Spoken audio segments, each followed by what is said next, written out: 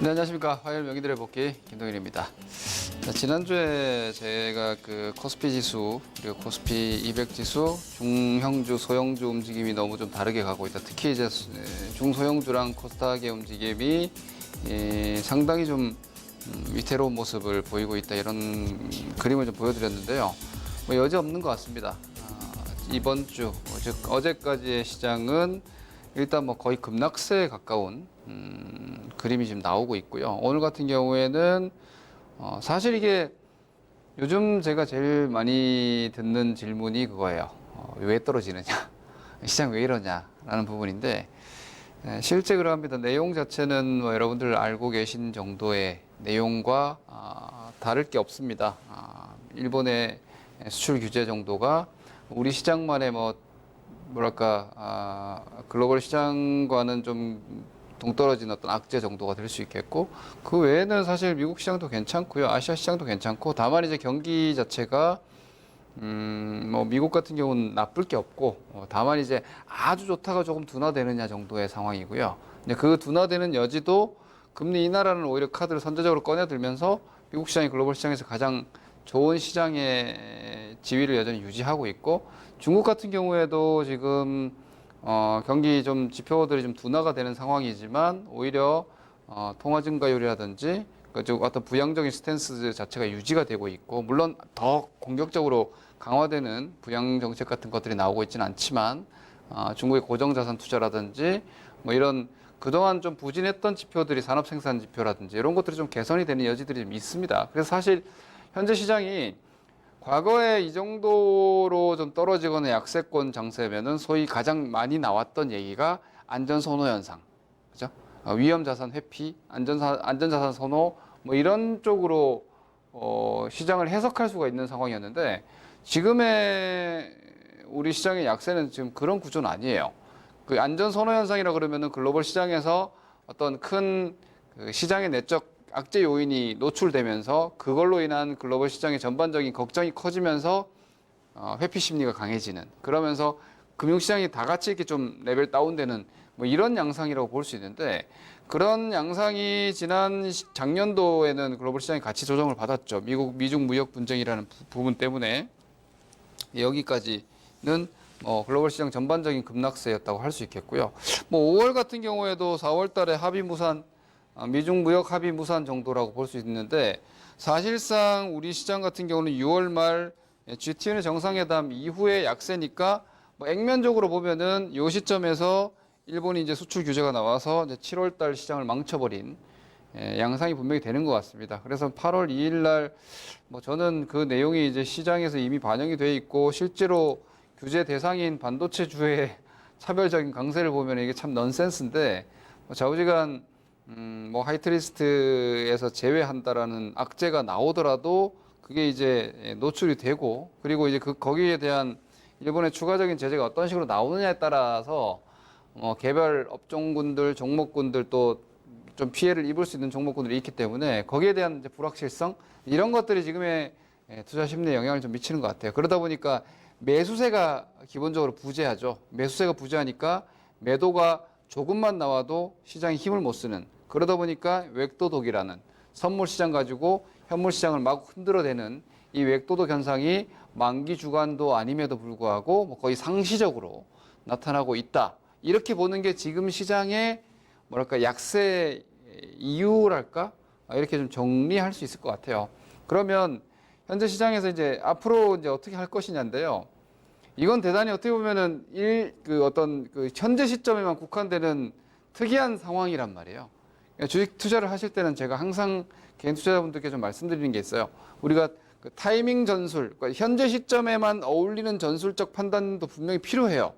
현재 시점에만 어울리는. 뭐 예를 들어 지금 같은 경우에는 현재 시점에 어울리는 판단은 약세권이니까 좀 보수적으로 대응하면서 단기 낙폭과대에 대한 반등 매매 정도만 유지하고, 아직 좋아지기에는 상황 자체가 확 풀리지 않으니까 뭐 좀 보수적으로 대응한다. 이 정도가 될 수 있겠죠.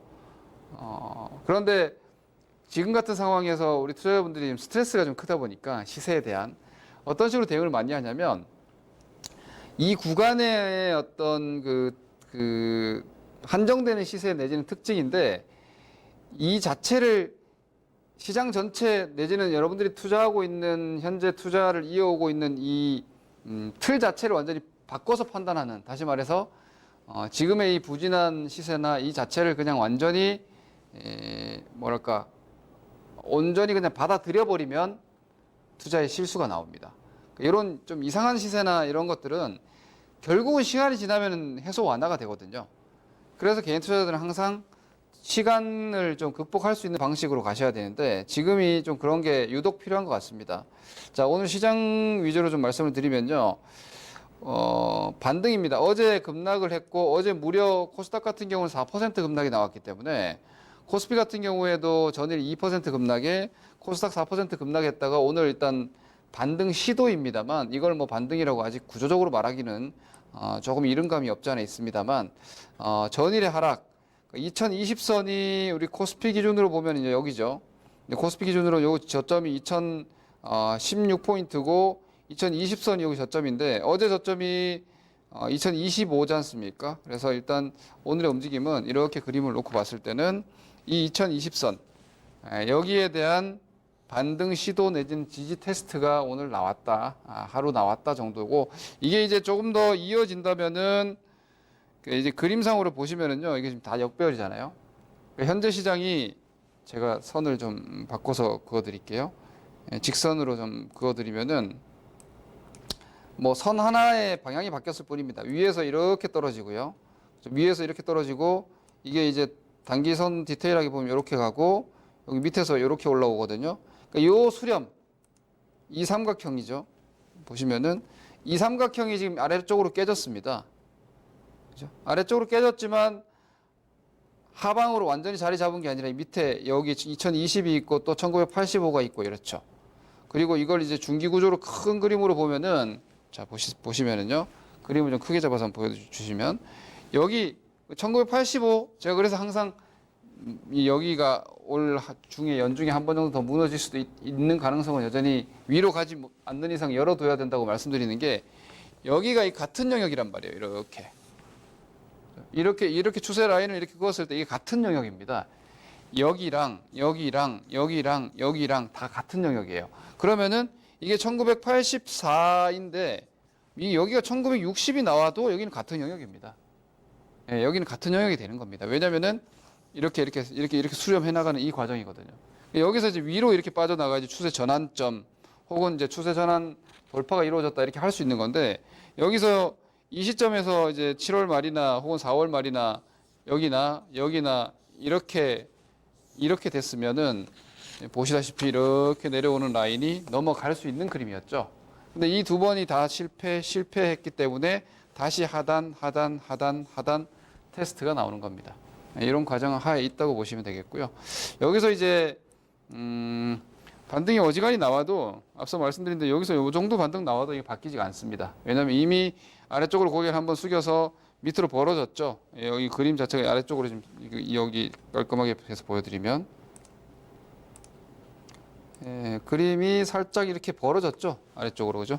감정색 이제 5일선이 고개를 이렇게 숙였고 여기 120선이랑 60선이랑 이렇게 숙였고 60선이랑 20선이랑도 이렇게 숙였고 이렇게 약간 벌어졌기 때문에 이게 이제 수렴되는 과정이 또 필요한 거예요. 그래서 지금 당분간은 아직까지는 이제 추세 전환 내지는 아주 초강세 전환 내지는 상승장으로의 전환 이런 것들은 한 달여 정도는 시간이 좀 필요한. 제가 말씀드린 한 달여는 더 빠진다는 얘기가 아니라 안 떨어지고 여기서 이렇게 버티다가 올라갈 수도 있는데 아직 강력한 상승은 좀 쉽지 않은 거예요. 그러니까 지금은 지지력 테스트하고 있다 이렇게 보는 게 딱 맞는 겁니다. 지지 테스트 하다가 못 지켜지면 어때요? 아래쪽으로 한 레벨 살짝 더 떨어졌다가 오는 거니까 그런 정도의 상황으로 보시면 됩니다. 그리고 코스닥도 지금 보시면 코스닥 훨씬 더 부진하죠. 지금 코스닥 지수인데요. 이 코스닥 지수의 움직임을 보시면은 코스닥은 620선인데요. 여기가 이제 작년 10월 저점입니다. 617포인트고 여기가 이제 620인데 이 자리까지 어제 떨어졌죠. 이 자리까지. 그리고 오늘 플러스 시세로 살짝 양봉이 나왔는데 뭐 단기 반등이 나올 수는 있어요. 단기 반등이 나올 수는 있는데 여기서 이제 단기적으로 이렇게 반등이 나올 수는 있지만 이것도 마찬가지입니다. 위쪽에서 이렇게 채널이 이렇게 이런 식으로 떨어지고 있기 때문에 기술적 반등입니다. 이거는 뭐 한 680까지 가더라도 일단 기술적 반등이라고 봐야 되는데 그거라도 지금은 나와야 되는 상황이다 보니까 이 반등 타이밍을 연장해 갈 수 있느냐에 대한 모니터링을 아마 오늘 주로 하셨을 거예요. 내일도 이 부분 체크하셔야 되고요. 수급을 좀 보면은 수급상으로 보면 가능성이 좀 있습니다. 이게 지금 코스피 종합인데 코스피 종합은 어제 외국인들 600억대 매도했다가 하루 만에 바로 1,400억대 매수 전환한 점. 지수의 방향은 결국은 외국인의 현물 수급에 달려 있다. 저는 여전히 그렇게 말씀드립니다. 추세적인 방향은 외국인의 수급에 달려 있다. 그래서 외국인들이 계속해서 뭐 전기전자 편향이라도 반도체에 편향된 매수라 하더라도 그 또한 시장에서의 포지션이 있기 때문에 반도체를 통한 상승이겠죠. 그죠? 지금 외국인 포지션을 봤을 땐 더 올라간다 하더라도 삼성전자, 하이닉스 위주의 매수를 하더라도 좌우간 외국인 매수가 이렇게 들어오고 있다는 점은 뭐 간과해서는 안 됩니다. 시장이 약세지만 그리고 이러하기 때문에 코스피 시장이 코스닥 시장 대비해서 혹은 다른 종목군이나 혹은 중소형주에 비해서 월등히 지금 강하게 유지되고 있다 이렇게 보시면 되겠고요. 오늘은 그보다도 코스닥이 오늘 1,500억 외국인 매수 들어온 점이 좀 더 의미 있는 특징이라고 볼 수 있겠습니다. 코스닥이 1,500억 외국인들 매수를 했는데 기관들이 만약에 여기서 매도를 했다면은 기관이 매도 뭐 이렇게 1,500억이다. 이러면 오히려 살벌할 거예요. 이러면 오히려 엉망진창이었을 텐데 보시다시피 적게나마 기관들이 같이 사줬고요. 매도가 어디서 나왔냐? 개인이 나왔다는 거예요. 그동안 여러분들 밑에 그림을 좀 한번 크게 잡아보시죠. 여기 보시면 외국인들, 제가 이 말씀 드렸죠. 개인들이 하루에 코스닥을 1,500억씩 사고 있는데 이게 어떻게 쉽게 올라가겠느냐. 외국인이 1,000억씩 코스닥 시장에서 코스피랑 시장 사이즈 비교했을 때 이건 어마어마한 매도세거든요. 개인들이 이렇게 1,700억, 1,000억, 뭐 600억, 1,600억 이렇게 사고 있는 상태에서 올라가기 쉽지 않죠. 떨어진 걸 계속 받아왔으니까 개인들이. 근데 오히려 바닥권에서 지금 반등 나가는 자리에서 개인들의 투매성 매도가 나왔고 외국인들은 1,500억대 매수가 들어왔다면 코스닥이 620대의 이 지지력 테스트가 단기적으로는 좀 더 유지될 수 있는 가능성이 수급적으로는 좀 보였다. 이렇게 오늘 움직임에서 중요한 수급적 특징 볼 수 있겠고요. 앞서 말씀드렸다시피 여기서 반등을 하더라도 일단은 600 뭐 한 50대, 600 뭐 60, 70대 이 정도 위치까지는 반등이 구조상으로 나올 수 있지만 그 이상은 아직은 쉽지 않다는 점 뭐 인지하시면 됩니다. 과매도에 대한 이게 지금 과매도 상태잖아요. 여기가 그죠? 이런 식의 과매도 기술 반등 정도는 단기적으로 조금 나올 수 있는데 뭐 미국이 금리 인하 시점에서 초치지만 않으면 될 것 같습니다. 우리나라는 기술적으로 반등 여지가 좀 보이거든요. 단기적으로는. 근데 그 시점에 내일 모레 뭐 미국 금리 인하하고 나서 뭐 재료 노출로 미국이 와장창 또 빠지거나 해버리면은 우리 시장은 620을 일단 한번 깨고 또 한 번에 이렇게 매도 클라이막스가 나와야지 다시 반등 시도 이런 식이니까 사실 제가 말하면서도 좀 피곤한데요. 반등 시도 기껏 해봐야 반등이란 얘기예요. 아직은. 그래서 현재 시장은 조정 중에 나오는 저점 찾기 과정이고 당분간 기술적 반등 구조. 기술적 반등 원래 과정이 이렇습니다. 여러분 한 방에 V자로 가는 게 아니라 여기서 이렇게 기술 반등하죠. 그죠? 그리고 수렴하죠. 그리고 나서 추세 전환이 되는 겁니다. 원래가. 그래서 당분간은 여기서 이제 기술 반등 어디서 나오느냐, 여기서 나오느냐, 좀 더 내려갔다가 나오느냐, 뭐 이런 정도의 타이밍 찾기가 이번 지금 7월 말 8월 초에 시장 구조다 이렇게 이해를 하시면 되겠습니다. 자, 종목을 오늘 특징은 뭐 다른 것보다는요. 삼성전자는 보시다시피 지금 삼성전자 하이닉스가 시장 대비해서 그림이 완전히 다르죠. 그죠? 시장이랑 지금 그림을 비교해서 보시면은요. 앞서 코스피 코스닥 시장 보셨잖아요. 코스피 어디 있던가요, 여러분? 코스피 여기 있잖아요. 그죠? 코스피 지수 지금 여기 있어요, 여기. 여기에서 2020선 테스트 뭐 이러고 있단 말이에요. 그리고 이 밑에 1985 이 저점을 지금 깨냐 안 깨냐 코스피 지금 이러고 있는데 얘는 지금 꼿꼿하게 위쪽으로 고개 들고 있는 상태입니다. 그죠? 여기가 지금 코스피 삼성전자가 여러분 이게 넘어가 버리잖아요. 황당한 상황이 생깁니다. 코스피 지수는 저점 지지 테스트하고 있는데 시장의 주도주의자 시가총액 20%대 이상의 그 우선주까지 합치면 한 24% 정도 되죠. 걔는 단기적으로 추세 전환 상방 추세가 만들어져 버립니다. 그랬을 때 시장의 차별화는 더 극심해질 수 있기 때문에 이 부분 주의하셔야 되겠고요. 여기에 대한 모니터 계속 하셔야 되겠습니다. 오히려 현재로서는 삼성전자가 강한 게 여러분들의 주식 종목에 별로 도움이 안 되고 있습니다. 그죠? 이 부분 계속 같이 좀 체크하실 필요가 있겠습니다. 오늘 거래량이 없는 양봉이라서 아마 조금 내려오지 싶은데 이 움직임 좀 지켜보셔야 되겠습니다. 하이닉스도 마찬가지입니다, 여러분. 그리고 대부분의 중대형주들이 제가 한번 지금 포스코 같은 종목 한번 볼게요. 자, 포스코입니다. 포스코의 움직임 지금 보시면은요. 자, 포스코 보세요. 22만 원대 지금 작년 연말부터 계속 22만 원대 여기 있습니다. 근데 이 포스코가 여기서 뭐 딱히 더 떨어질 것 같지도 않아요. 예를 들어 시장이 한번 흔들린다. 뭐 툭 갔다가 다시 제자리 오겠죠. 그죠? 왜냐면 중국 철강제 가격이나 뭐 이런 것들 뭐 크게 떨어지고 있는 상황은 아니고 실적도 그냥 노멀하단 말이에요. 여기서 뭐 딱히 더 할인될 만한 상황은 아니에요. 다만 시세가 상승 어떤 장악력이 없죠. 시장에서. 이게 지루하고 답답할 뿐. 그러면은 사실상 어떻게 되는 겁니까? 우리 개인 투자자분들이 포스코를 투자하고 계신 개인 투자자분들은 뭐 지난 10월 달의 전략이나 뭐 4월 달에 3월 달의 전략이나 지금의 전략이나 똑같은 겁니다. 이 구간 동일 구간에서 같은 전략이자 같은 밸류가 계속 나오고 있기 때문에 이게 지금 몇 개월입니까, 여러분? 근 10개월간 그죠? 횡보 뭐 전략 동일 이렇게 되는 거죠. 그죠? 할 게 없어요. 할 게 없는 게 맞는 거예요. 뭔가를 지금 갑자기 할 필요가 없는 거죠.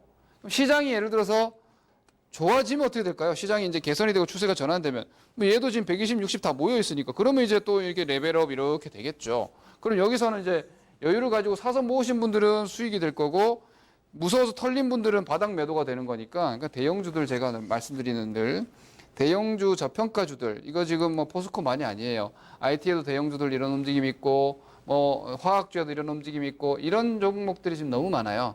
이런 대형주는 제가 계속 말씀드리지만 그래서 여유가 필요하고 삼성전자 하이닉스 위주의 시세와 포지션이 일부 필요하다 이 말씀을 드리는 거고요. 그 이도 저도 모르겠다 그러면 차라리 지수 ETF 뭐 레버리지형이나 이런 쪽에 거래가 오히려 수월한 장세예요. 그러니까 인내심이 여전히 좀 앞으로도 더 필요하니까 갑자기 지금 와가지고 대형주 매매하시는 분들은 전략을 수정하지 마시고 그냥 하시던 대로 하시면 된다. 시장지수가 어제 2020대 찍어서 2025 찍었어요. 그럼 뭐 1985 해봐야 40포인트예요. 어제 하루 반나절 만에 40포인트, 30 몇 포인트 내려갔잖아요. 그러니까 하루 이틀짜리니까 굳이 뭐 지금 와가지고 막 겁먹고 두려워하실 필요는 없어요. 아유 아직도 답답하구나 이런 정도로 대형주들은 생각을 하시면 되겠고요. 그러니까 올라가는 시점까지 아직은 좀 시간이 필요하다 이 정도 마인드로 접근하시면 되겠습니다. 자 코스닥 그리고 오늘 코스닥 아까 보셨다시피 반등 시도했잖아요. 근데 오늘 또 쳤죠. HLB HLB가 오늘 아까 보셨나요? 3분 만에 20% 떨어졌어요. 1분봉 봐야지 보입니다. 이게 HLB 1분봉인데요. 여기 보시면 HLB가 이게 지금 3분이거든요. 요게 지금 마이너스 한 3%, 4% 될 거예요. 3, 4 정도. 이 시세가 나오면서 요렇게 단기적으로 확 무너지면서 코스닥 잠깐 지수 제가 분봉 보여드릴게요. 자, 이 분봉입니다.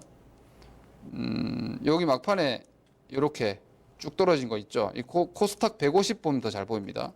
자, 이게 코스닥 150입니다. HLB가 코스닥 150 안에 들어가는 종목이죠. 코스닥 150 레버리지 매매하시는 분들 오늘 깜짝 놀랐을 거예요. 여기 보시면은 이것도 지금 945에서 코스닥 150인데 930까지 뚝 떨어져 버리죠. 이 시세가 HLB 때문에 나왔어요. 왜 그런지는 지금 현재까지는 정확하게 나오고 있지는 않는데 자, 신라젠 잠깐 보죠. 자, 신라젠이에요. 신라젠 시세 보세요. 신라젠도 지금 보시면은 4만 여기 장중 기준으로 아까 그 시간대 거래되는 각 시세 보시면은 뭐 4만 6천 원 있다가 갑자기 4만 1천 원까지 내려갔어요. 10% 그냥 얘도 그냥 2분 만에 10% 떨어졌어요. 아직까지 정상 아니에요. 그죠? 이게 정상적 시세 아니죠. 근데 이게 바이오 쪽에서 HLB 같은 경우에는 뭐 3임상에 대한 뭐 비관적 의견 이런 거 나오면서 이미 한 방 맞았잖아요. 시장이. 이게 두 방 연타로 맞았기 때문에 시장이 약간 내성이 좀 생겼어요. 그래서 보시면은 신라젠이 오늘 저점 안 깨졌죠. 이거 재밌는 현상이에요. 바이오의 어떤 방어 심리가 만들어지면은 코스닥 지수는 지켜질 거예요. 그럼 단기적으로 620에서 반등이 나올 여지가 있습니다. 그럼 여러분들이 뭔가 좀 잘못됐다 싶은 종목이 좀 빠져나올 수 있는 길도 한번 찾을 수 있을 것이고 그리고 코스닥의 투자 심리가 코스피에 연동합니다. 왜냐하면 개인 투자자들이 코스닥을 월등히 많이 갖고 있기 때문에 코스닥 종목들이 밑으로 계속 이렇게 흘러내리면 신용 쓰시는 분들 반대 물량 나와야 되고 코스닥의 신용 물린 물량들이 어떻게 돼요? 그 담보 비율 맞추려고 별로 안 떨어진 코스피 종목도 매물화가 막 되고 막 이렇게 된단 말이에요. 코스닥 지수가 좀 반등 나오고 바이오주들이 뭐 뒤숭숭한 아직 상황이지만 뭐 저는 개인적으로 바이오는 앞으로 장기적으로 좀 더 하락의 여지가 있다고 보지만 지금 현재 상황에서는 이 바이오주들의 오히려 하방에 내성 같은 게 좀 생겨버리면은 지금 보시는 게 코스닥 지수인데요. 이 코스닥 지수도 뭐 한 이 정도 반등, 반등 이렇게 코스닥 150이네요. 여러분들은 코스닥 150은 익숙치 않을 테니까. 자, 보시면은 이 코스닥 지수도 뭐 여기 한 650 정도까지 이렇게 반등 나갈 수 있겠죠. 지난번에도 보여드린 대로 코스닥이 650이 되게 큰 자리예요. 월봉상으로. 우리나라 월봉 코스피 월봉상으로 보면은 여기죠. 코스닥 월봉이 지금 여기 이 자리거든요. 이게 지금 깨져 있거든요. 여기가. 여기가 일시적으로 지금 깨져 있단 말이에요. 아래 꼬리가 이렇게 좀 달려주거나 다음 달이라도 이렇게 올라서줘야지 그나마 지푸라기라도 잡는 심정으로 코스닥이 이 안에서 이렇게 움직이는 거지. 하반기에라도. 이거 이렇게 다 깨져버리게 되면은 지금 바이오나 이런 종목들 갖고 계신 분들은 너무 힘든 시간이 될 텐데 저는 개인적인 예상이지만 아무리 비관적이라도 저 바이오나 이런 쪽의 기관들도 많이 물려 있단 말이에요. 주식은 항상 이렇게 내려도 오르락 내리락 하면서 내리기 때문에 원웨이 하방으로 계속 가지는 않아요. 그래서 반등이 지금 여기서 오늘 오히려 HLB의 이 모습이 단기적인 코스닥의 반등의 시그널이 되는지를 오늘 오후에 지금 모니터링을 하셨을 테고 내일도 한번 살펴보세요.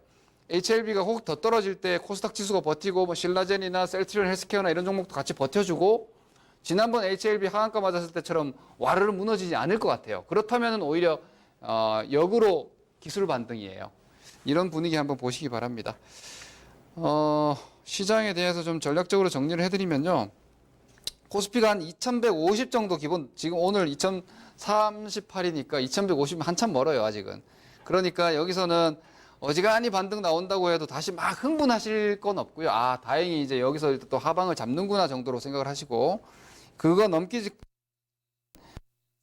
조정에서의 이다 이렇게 생각을 하시면 될 것 같습니다. 그리고 밸류에이션, 코스피 밸류에이션이 면은요, 한 0.85배, 0.83배 이렇게 나와요.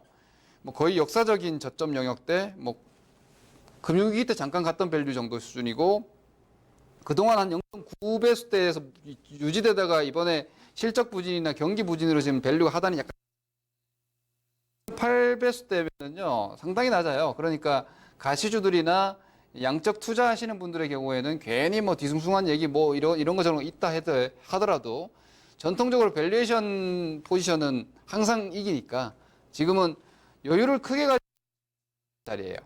그렇게 접근을 하신다면은 조금 두려움을 이길 수 있지 않을까 하는 생각이고요. 그리고 투자심